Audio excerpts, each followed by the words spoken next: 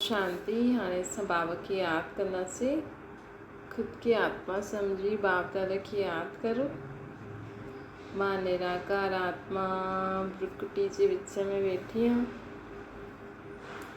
मां आत्मा पंहिंजी पीउ निराकार परमात्मा खे यादि थी करां। मन में कोई बि ॻाल्हि हुजे बाबा खे ॿुधाए छॾो।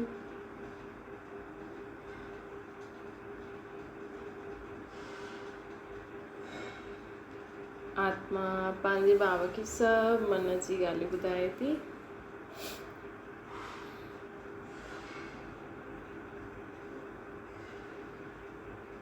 ओम शांति। हाणे संकल्प करो, मां आत्मा शांति जी सागर बाप जी संतान शांत स्वरूप आहियां।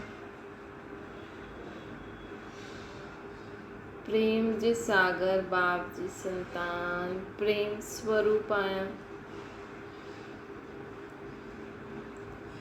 पवित्रता जी सागर बाप जी संतान पवित्र आहियां।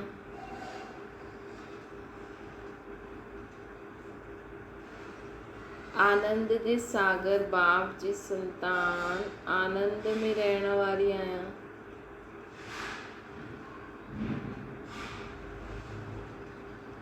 सर्वशक्तिवान बाप जी संतान शक्तिशाली आहियां। सुख सागर बाप जी संतान सुख स्वरूप आहियां।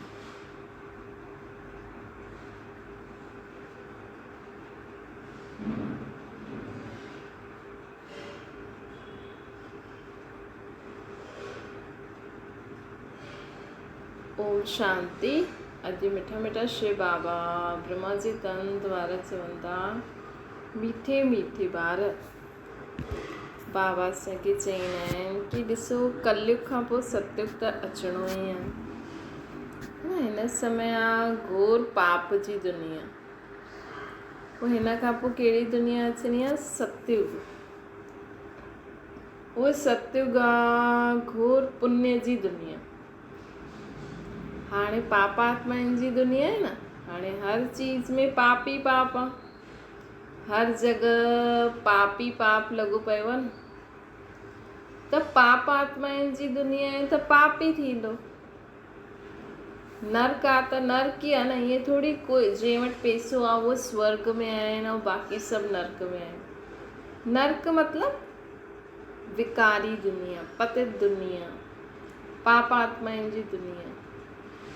अॼु जो करोड़पति आहे, जंहिं वटि पैसो आहे, त उहो बि त पाप करे करे ई पैसो कमाईंदो न। अॼु माण्हुनि खे एॾा पैसा कमाइणा हुजनि त पाप त करिणो ई पवंदो। रुपए जी चीज़ 10 रुपए में विकिणणी पवंदी माण्हुनि खे। अॼु माण्हू चईंदो, अगरि माण्हुनि जी कोई चीज़ ज़्यादा विकामजे थी, पहिरियों 10 रुपए में शुरू कंदो। पोइ अगरि माण्हुनि खे ज़्यादा पसंदि ईंदी, पोइ धीरे धीरे रेट वधाईंदो।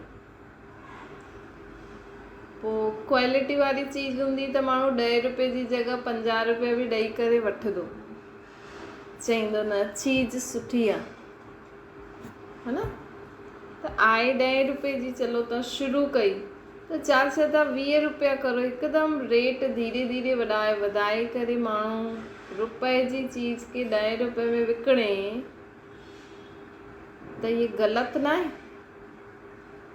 न। भले माण्हू सोचे कि महांगाई थी वई आहे, न त असां छा कमाईंदासीं? असां वटि बि त बचे।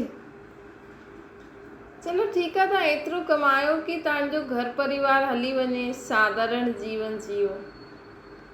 पर तव्हां एॾा पैसा वठी करे ख़ुदि वॾी गाॾियुनि में घुमो ऐं ॿिया सड़क ते घुमनि, अहिड़ो छा कमाइण जो मतिलबु न।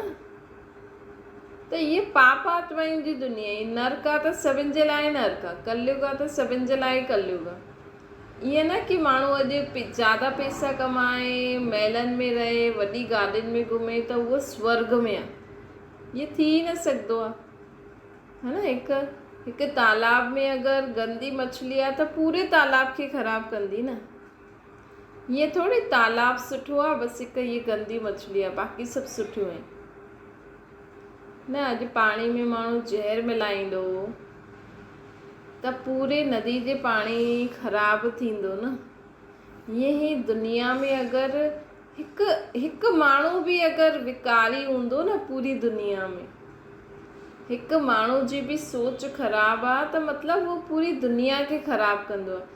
ॾिसो, जे कोरोना जो कीटाणु जो बि निकितो हूंदो, अॼु जाता बि निकितो हूंदो, हुन जॻह खे हुन न ख़राबु कई, हुन देश खे न ख़राबु कई, हुन पूरे दुनिया खे ई फैली वियो कोरोना जो हिकु कीटाणु।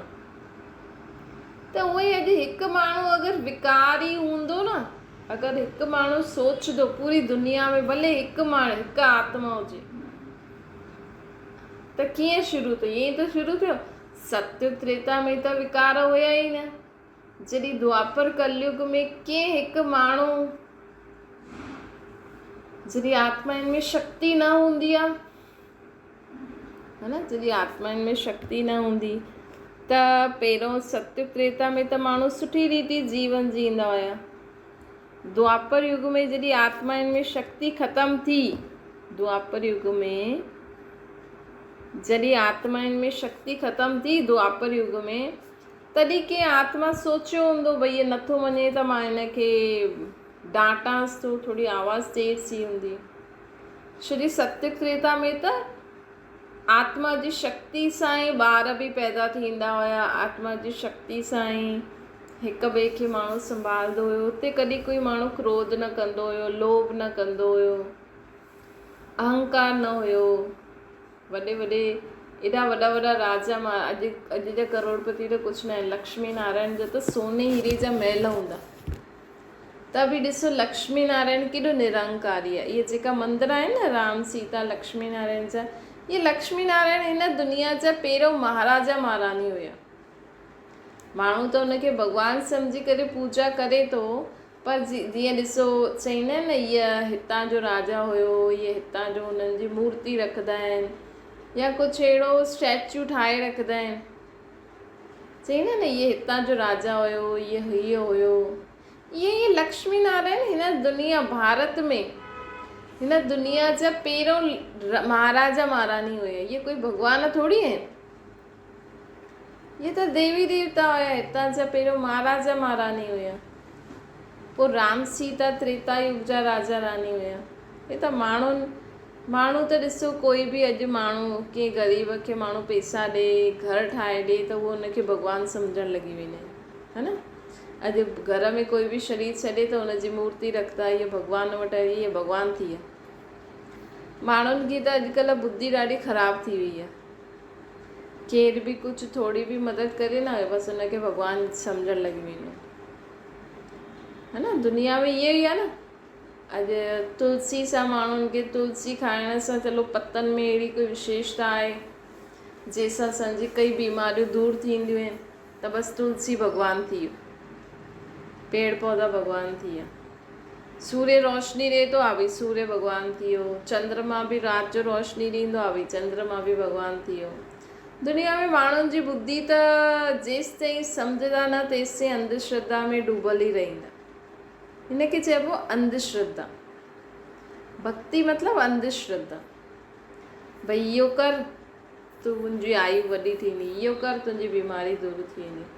मतिलबु अगरि माण्हू सम्झे, हिन ई दुनिया में साइंस वारा माण्हू ॾिसो, कंहिं साइंस वारे माण्हू खे चओ जेको हिन सूर्य चांद जे मथां रिसर्च थो करे, उनखे वञी चओ सूर्य भॻवानु आहे, चईंदो सूर्य भॻवानु थोरी आहे, उहो त उहो आहे प्लैनेट आहे, ग्रह आहे, उहो रोशनी ॾींदो आहे बसि,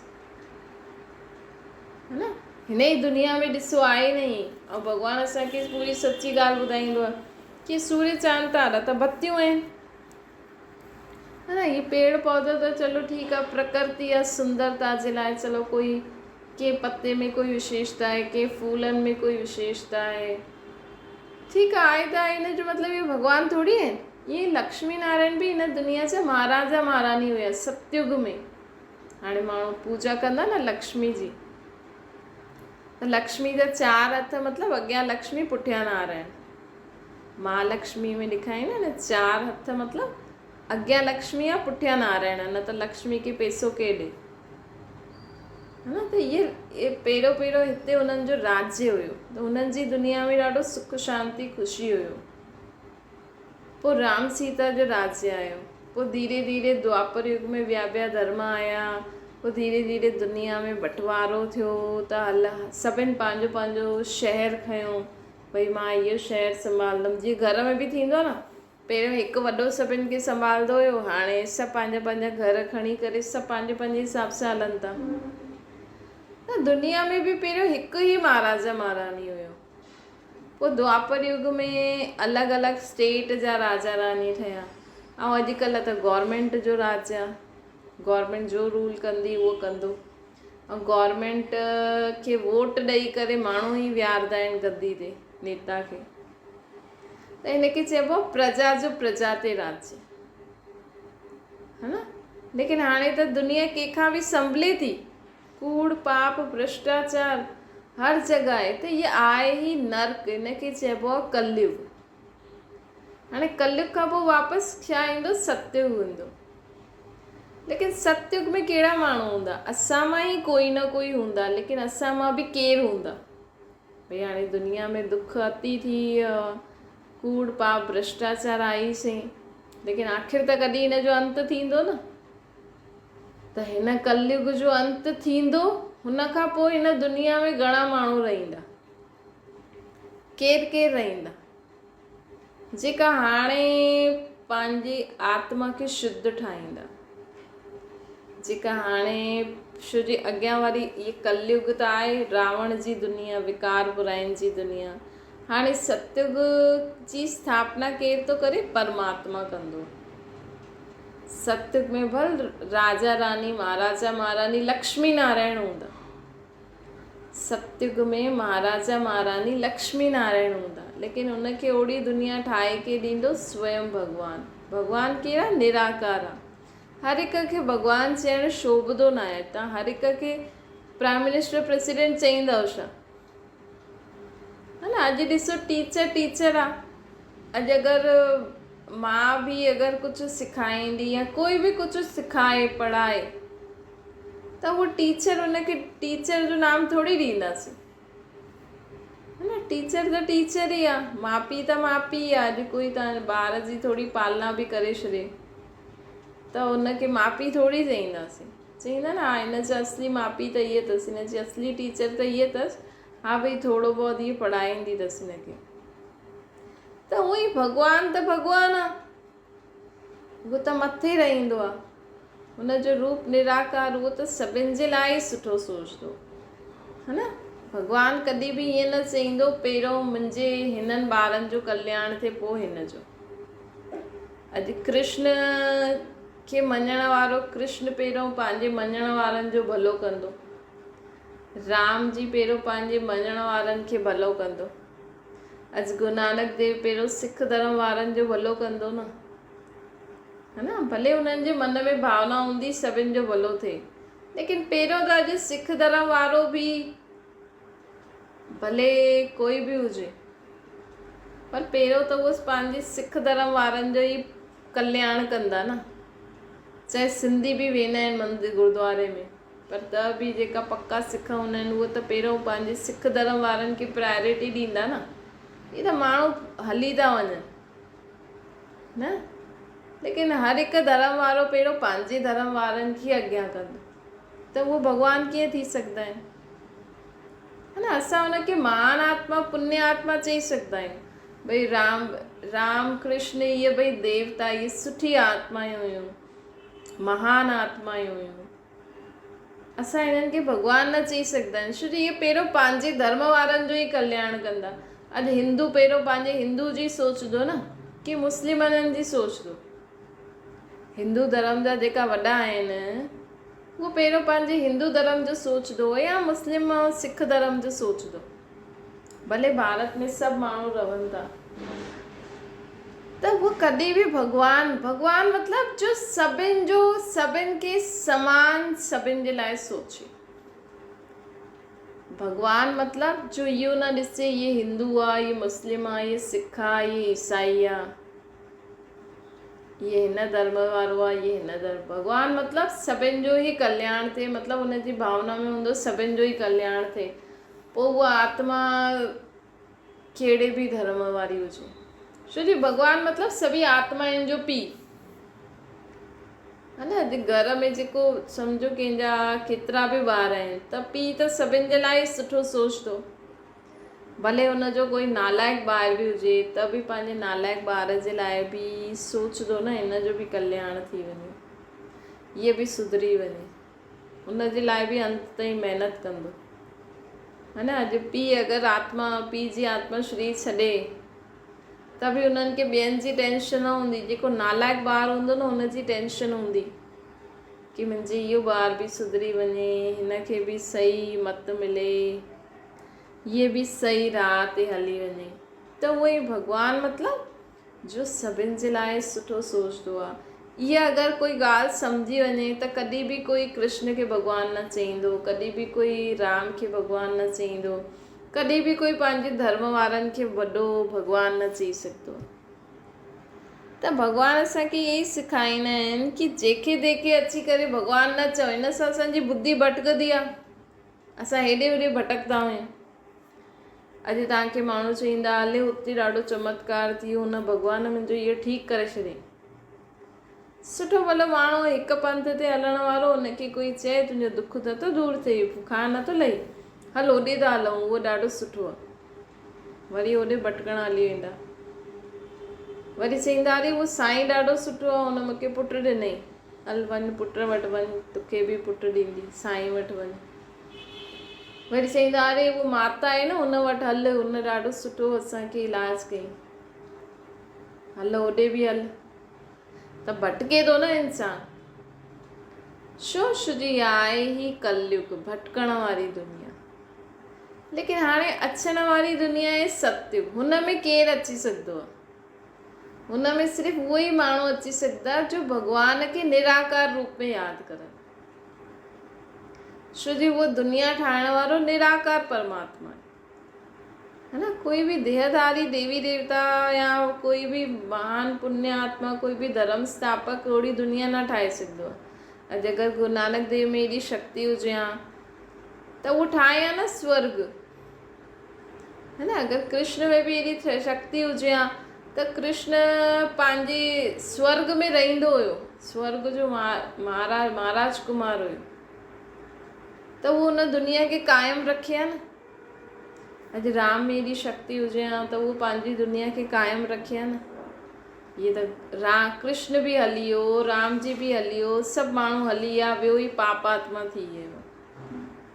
त अहिड़ी कोर पाप आत्माउनि जी दुनिया खे बचाइण लाइ परमात्मा खे इहे मथां खां हेठि अचिणो पवंदो, ऐं पोइ नई दुनिया स्वर्ग बि उहो ई ठाहे सघंदा आहिनि। तॾहिं आहे न ग्रंथनि में लिखियलु आहे, मनुष्य खां देवता की करत न लाॻियो आहे, है न। हिन दुनिया खे स्वर्ग ठाहिण वारो परमात्मा ई आहे। त हुन दुनिया में हलण लाइ असांखे छा करिणो आहे? ख़ुदि खे आत्मा सम्झी करे भॻवान खे निराकार रूप में यादि करो, हुनखे पंहिंजे पीउ जे संबंध सां मथे यादि करो, असांजे अंदरि न आहे, मथे यादि करो कि मां आत्मा आहियां ऐं मुंहिंजो पीउ परमात्मा मूंसां गॾु आहे। मुंहिंजे अंदरि न आहे, उहो मूंसां गॾु आहे, लेकिन रहण वारो मथे आहे। मां जॾहिं बि हुनखे यादि करां, उहो सेकेंड सां बि कम समय में तव्हांखे मथां खां हेठि अची मदद कंदो, लेकिन तव्हांजे अंदरि न रहंदो, है न। छो जो उहो त अशरीरी आहे, उहो त अजन्मो आहे, उहो त निराकार आहे, उहो त सभिनि जो ई आहे। हाणे हिकु भॻवान खे ॾिसो, हिकु सेकेंड में घणा ॼणा यादि कंदा आहिनि। अगरि उहो सभिनि जे अंदरि वेही रहे त हुनखे हाणे माण्हू कोई लंडन में यादि थो करे जीसस क्राइस्ट जे रूप में, हाणे भॻवान खे कोई मंदर वारा यादि था करनि कृष्ण जे रूप में, हाणे भॻवान खे हनुमान जे रूप में यादि थो करे, हाणे माण्हू भॻवान खे ग्रंथ शास्त्रनि जे रूप में यादि थो करे, हाणे भॻवान खे सूर्य चांद में यादि थो करे। अगरि उहो तव्हांजे अंदरि वेही रहियो त वीचारे जो छा, माण्हू त परेशान थी वेंदा, है न। त हिन करे भॻवान मथे रहंदा आहिनि, लेकिन हाणे उहो जेकी दुनिया स्वर्ग ठाहिनि था उन दुनिया में हलण लाइ असांखे ख़ुदि खे आत्मा सम्झी करे निराकार रूप में परमात्मा खे मथे यादि करिणो आहे ताकी जॾहिं बि कोई बि मदद खपे उहो तुरंत तव्हां वटि अची वेंदा। ऐं ॿियो छा करिणो आहे असांखे पवित्र बि रहणो है न। भॻवानु असांखे सदा सुख शांति में रहण जो ई हिकु दवाई ॾिनी अथई न। माण्हू बीमार हूंदा आहिनि त माण्हुनि खे दवाई ॾींदा आहिनि न डॉक्टर, साथ में परहेज़ बि ॿुधाईंदा आहिनि, चईंदा आहिनि हीअ दवाई वठो ऐं हीअ परहेज़ रखो। त बाबा बि असांखे चवनि था कि अगरि तव्हांखे जीवन में सदा सुख शांति सां रहणो, ॾिसो ॻाल्हियूं त ईंदियूं, इहे त स्वयं भॻवानु बि चईंदो आहे ॻाल्हियूं त ईंदियूं, लेकिन ॻाल्हियूं हूंदे हुए बि अगरि तव्हांखे जीवन में सुख शांति सां रहणो आहे त हिकु त ख़ुदि खे आत्मा सम्झी मूंखे निराकार रूप में यादि रखो। ॿियो परहेज़ छा करो, हाणे कोई बि पाप कर्म न करो, ये तव्हांखे ध्यानु रखिणो पवंदो। इन में भॻवानु कुझु न करे सघंदो आहे। जीअं असां ॿार खे शिक्षा ॾींदा आहियूं न, भई अगरि ॿार जी कुझु हुन खां कुझु ग़लति थी वियो त उहो असां हुनखे पहिरीं सम्झिसि तूं वापसि ईअं कंदे त लॻंदी, है न। हिकु बार मदद कंदव, तव्हां 10 बार बि कंदव, लेकिन हुनखे बार बार चईंदो ॾिस तूं ईअं न कर न त वरी लॻंदा। उहो ई भॻवानु बि असांखे चईंदो आहे हिकु त मूंखे निराकार रूप में यादि करो ख़ुदि खे आत्मा सम्झी, ॿियो हाणे पाप कर्म करणु बंदि करो। ये जो तव्हां भॻवान खे सर्वव्यापी चईंदा आहियो, कण कण में चईंदा आहियो, मुंहुं में तू में चईंदा आहियो, या काम क्रोध लोभ मोह अहंकार वश थी करे कर्म कंदा आहियो, हिक ॿिए जी ग्लानी कंदा आहियो, निंदा कंदा आहियो, फालतू सोचंदा आहियो, ये सभु पाप कर्मनि में ईंदो। ये सभु वेस्ट टाइम वेस्ट आहे। असां हाणे कुझु कूड़ ॻाल्हायो, हाणे असांजी आत्मा ते दाग लॻी वियो, हाणे तव्हां भॻवान सां दूर थी वियो। हू तव्हांजी मदद करणु ईंदो, पर ॾिसो अॼु ॿार खे अगरि माउ पीउ ॾाढो प्यारु कंदो हुजे, है न, अगरि कोई माउ पीउ पंहिंजे ॿार खे ॾाढो प्यारु कंदो हुजे, लेकिन हुन हिकु बार कूड़ ॻाल्हाई त उहो धीरे धीरे उहो प्यारु कमु थींदो वेंदो। त उहो ई परमात्मा त प्यार जो सागर आहे, उहो त कॾहिं असांखे प्यारु करणु न छॾंदो, उहो त अंत ताईं असांजी संभाल कंदो रहंदो, असांजी देखभाल कंदो रहंदो। लेकिन परमात्मा असांखे चईंदा आहिनि कि जेको मुंहिंजो ॿारु मुंहिंजी मत ते हलंदो, मतिलबु मूंखे यादि कंदो ऐं हाणे कोई पाप कर्म न कंदो, उहो अॻियां हूंदो, ॿियो पुठियां थी वेंदो, बसि फ़र्क़ु एतिरो ई आहे। त असांखे छा करिणो आहे, ख़ुदि खे आत्मा सम्झी परमात्मा खे निराकार रूप में यादि करिणो आहे ऐं कोई बि पाप कर्म न करिणो आहे, विकार बुराइनि जे वश थी करे कर्म न करिणो आहे। सभिनि खे पतो त आहे पाप कर्म छा थींदो आहे न। त बि बाबा ऐं ॿियो छा करिणो आहे, दैवी गुणनि खे बि धारण करिणो आहे, सुठा गुण धारण करे हलो हाणे जीवन में। जीअं सदा गुण छा आहिनि, शांति प्रेम आनंद ज्ञान पवित्रता नम्रता हर्षित मुखता, ये सभु गुण असांजी आत्मा में हुया जो कि हाणे न आहिनि। त परमात्मा खे जेतिरो यादि कंदासीं ओतिरा गुण बि ईंदा वेंदा, पवित्र बि थींदा वेंदासीं। ऐं असां पोइ सतयुग जे में जेका 9 लख माण्हू हूंदा शुरू में, हुन में बि अची सघंदा आहियूं। उतां जे लाइ हलण लाइ लिमिटेड सीट आहे, जीअं कंहिं कॉलेज में लिमिटेड सीट हूंदी आहे न, भई एतिरा ई ॿार वठी सघंदा आहिनि, त ॿार पूरी कोशिशि कंदा आहिनि असां हुन कॉलेज में वञूं। उहो ई हाणे कलयुग त ख़तमु थियण वारो ई आहे न। माण्हू चईंदा आहिनि सभु त ईअं ई था हलनि, सभु त पाप करनि था, असां बि करूं था, लेकिन सभु त करनि था, लेकिन सभु त हुन नई दुनिया में न अची सघंदा आहिनि। अगरि तव्हांखे हुन नई दुनिया में अचिणो आहे त तव्हां पाप कर्म न करो, भॻवान खे हुन जे यथार्थ नाम रूप सां यादि करो, हेॾे होॾे भटको न, हिक ते विश्वास रखी हलो परमात्मा ते, तॾहिं त असां हुनजी ठाहियल दुनिया में अची सघंदासीं न। अच्छा मीठी मीठी सिकी लॻे ॿारनि प्रति माता पिता बाप दादा जो यादि प्यार ऐं गुड मॉर्निंग। रूहानी बाप जी असां सभिनि रूहानी ॿारनि खे नमस्ते। असांजी बि रूहानी माता पिता बाप दादा खे यादि प्यार गुड मॉर्निंग ऐं नमस्ते। वरदान आहे संबंध ऐं प्राप्ति जी स्मृति द्वारा सदा ख़ुशी में रहण वारा सहज योगी ठहो। हिकु त सदा परमात्मा सां न कोई संबंध जोड़े रखो। जीअं परमात्मा असांजी माउ बि आहे, पीउ बि आहे, भाउ बि आहे, भेण बि आहे, सभु संबंध हुन सां जोड़े करे रखो। दोस्त बि आहे, टीचर बि आहे, सतगुरु बि आहे। त संबंध सां छा थींदो? प्यार थींदो। अॼु भॻवानु चवण सां हुन सां एतिरो प्यार न थींदो जेतिरो तव्हां भॻवान खे पंहिंजी आत्मा जो पीउ सम्झंदव न, त हुन सां ओतिरो प्यार बि हूंदो आहे। भॻवान खे पंहिंजो ॿारु सम्झो, पंहिंजो दोस्त सम्झो, त उहो प्यारु असांखे भॻवान जे प्रति ईंदो। जॾहिं संबंध जोड़ंदा तॾहिं प्यारु ईंदो।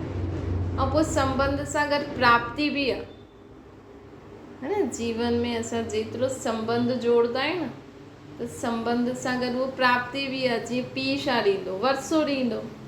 ऐं भॻवान वटि छा वरसो आहे? अगरि भॻवानु असांजो पीउ आहे त भॻवानु असांखे गुण ॾींदो, शक्तियूं ॾींदो, ज्ञान ॾींदो, सम्झ ॾींदो। इहे भॻवान जो वरसो आहे। लेकिन इहे कॾहिं मिलंदो आहे? जॾहिं असां हुनखे पंहिंजो पीउ सम्झंदा आहियूं। छो जो पीउ वरसो ॾींदो आहे न, है न। अगरि तव्हां भॻवान खे पंहिंजो दोस्त सम्झंदव त उहो सदा तव्हांखे एंटरटेन कंदो रहंदो, तव्हां सां गॾु रहंदो, तव्हांखे ख़ुशि रखंदो। त इहा हर संबंध सां जो प्राप्ति थींदी आहे न, भॻवान खे पंहिंजो साजन सम्झो, पंहिंजो टीचर सम्झो, पंहिंजो सतगुरु सम्झो, त हर संबंध सां जो प्राप्ति थींदी आहे उहो प्राप्ति बि असांखे अनुभव थींदी। लेकिन कॾहिं? जॾहिं असां संबंध जोड़ंदासीं।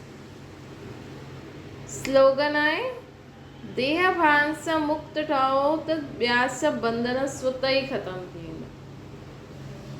सभिनि खां वॾो बंधन आहे न, आत्मा खे सभिनि खां वॾो ज़्यादा मोह पंहिंजे शरीर सां हूंदो आहे। आत्मा खे सभिनि खां ज़्यादा मोह पंहिंजे शरीर सां हूंदो आहे, है न। त माण्हू अॼुकल्ह पंहिंजे शरीर जे लाइ सभु कुझु करनि था। तॾहिं त माण्हू भॻवान वटि पंहिंजो मनु नथो लॻाए सघे न। छो जी देह संबंधी पदार्थ वस्तु वैभव इन्हनि में अगरि असांजो ध्यानु रहंदो, जो देह सां संबंधित जो चीजूं आहिनि, त असां हिन देह खे भुलिजी न सघंदासीं। जेसिताईं मां भुलिजंदमि न कि मां मुंहिंजी सम्झो तव्हांजे शरीर जो नाम फलानो आहे, तव्हांजे फलाने शरीर जे माउ पीउ केरु आहिनि, पति केरु आहे, पत्नी केरु आहे, ॿार केरु आहिनि, शरीर खे यादि करण सां सभु यादि अची वेंदो, है न। लेकिन असां जॾहिं ख़ुदि जे शरीर खे भुलिजूं, छॾणो न आहे। माण्हू त बली न चढ़ाइणी आहे। ये यादि रखो कि मां आत्मा आहियां। आत्मा यादि सम्झण सां छा थींदो? परमात्मा पीउ, परमात्मा साजन, परमात्मा ॿार, परमात्मा गुरु सतगुरु, परमात्मा दोस्त, पंहिंजो असली घर मथे यादि अची वेंदो। जीअं सम्झो पहिरियों तव्हां कुंवारा हुयो त कुंवारेपन में माउ पीउ ऐं घर ॿिया हुयो। हाणे तव्हां शादी करे हेॾे आया आहियो, त अगरि तव्हां पंहिंजे कुंवारेपन खे यादि करो त उहे सभु ॻाल्हियूं यादि अची वेंदियूं। तव्हां पंहिंजे स्कूल जे स्टूडेंट वारो सभु पार्ट यादि रखो कंदव त स्कूल जी ॻाल्हियूं यादि अची वेंदियूं। तव्हां पंहिंजे ससुराल खे मां हाणे शादीशुदा आहियां इहे सोचंदव त तव्हांखे इहे सभु ॻाल्हियूं यादि अची वेंदियूं। उहे ई पंहिंजे खे सम्झो कि मां त आत्मा आहियां, त आत्मा सम्झण सां परमात्मा पीउ बि यादि ईंदो, परमात्मा जे सां सर्व संबंध बि यादि अची वेंदा, उहो प्राप्ति बि थींदी। असांजो मथे जेको घर परम धाम आहे उहो बि यादि अची वेंदो। त हुन सां आत्मा में शक्ति मिलंदी आहे। ऐं असां शक्तिशाली आत्मा पोइ जॾहिं हिन कर्म क्षेत्र में कर्म कंदासीं, पोइ असांखे कॾहिं बि दुख शांति न थींदो। त बाबा चवनि था ऐं असां सभु कुझु कंदे बि बंधननि सां मुक्त थी वेंदासीं। छो असल में असांजा पहिरियों थोरी हुया। शादी खां पहिरियों तव्हांजा इहे पति ॿार सभु हुया, है न। जॾहिं तव्हां ॿार हुयो तॾहिं तव्हां वटि तव्हांजा दोस्त यार एॾा सारा कुझु हुया। धीरे धीरे जॾहिं असां जीवन में अॻियां वधंदा आहियूं त माण्हुनि सां मिलंदा आहियूं त संबंध वधंदा आहिनि, पोइ उन्हनि जे कारण बंधन थी वेंदा आहिनि। पर असां सोचो, मां जॾहिं आत्मा तां गर्भ में आया, अच्छा जॾहिं गर्भ खां ॿाहिरि निकिता तॾहिं कुझु पतो हुयो ई मुंहिंजो फलानो फलानो, केॾो ख़ुशि रहंदो आहे ॿार, है न। ॿार ॾिसो केॾो ख़ुशि आहे, छो जी उनखे कुझु मोह ई न आहे। जेसि ताईं उहो माउ पीउ बि जानबूझ के मोह ॾियाराईंदा आहिनि कि ॾिसी तुंहिंजी मम्मी थी, इहे तुंहिंजो पापा थी, इहे तुंहिंजी चीजूं थी, इहे थी, धीरे धीरे उनखे मोह विझाईंदा आहिनि। ऐं जेसि ताईं उहो ख़ुदि खे ॿार सम्झंदो, आराम सां खेॾंदो खाईंदो पीअंदो, कोई बंधन न। त ईअं ई असां सभु आत्माएं हेठि खेल खेॾण आया आहियूं। असां त असल में मथां जी रहण वारी, असांजो पीउ त परमात्मा आहे। असांखे इहो शरीर मिलियो, हिन शरीर सां गॾु इहे माउ पीउ संबंधी आदि मिलिया आहिनि, इन्हनि सां गॾु असांखे पाठ वॼाइणो आहे। पोइ जॾहिं शरीर पुराणो थी वेंदो, पोइ इहो शरीर छॾे पोइ ॿियो शरीर वठिणो आहे, पोइ ॿियो शरीर वठी पोइ ॿिया माण्हुनि सां पाठ वॼाइणो आहे, पोइ वरी शरीर छॾे वरी पाठ। ईअं ई असां सत्य खां कंदा ई आया आहियूं, है न। इहे खेल ई त आहे, इहे त माण्हू फसी वेंदा आहिनि। हाणे शादी खां पहिरियों हुई ज़ाल पति, शादी खां पोइ बसि मुंहिंजो पति, मुंहिंजी ज़ाल, मुंहिंजो फलानो फलानो फलानो। त इहे ई परमात्मा असांखे सम्झाइणु चाहींदा आहिनि कि बंधनवश जीवन न जियो। बसि असांजो पार्ट आहे इहो। हाणे असां शादी कई आहे, चलो ठीकु आहे, हाणे असांजो इहो पार्ट आहे, असां हाणे स्कूल में वञूं था, असांजो इहो पार्ट आहे। पोइ जेतिरी बि पढ़ाई पढ़ो, है न, जेतिरा बि मार्क्स अचनि, जेतिरो बि असां सिखूं, पोइ अॻियां वधो। त बाबा चवनि था, देहभान सां मुक्त ठहो त ॿिया सभु बंधन स्वतः ई ख़तमु थी वेंदा। सदा ख़ुदि खे आत्मा सम्झो। अच्छा, ओम शांति। बाबा खे यादि करो।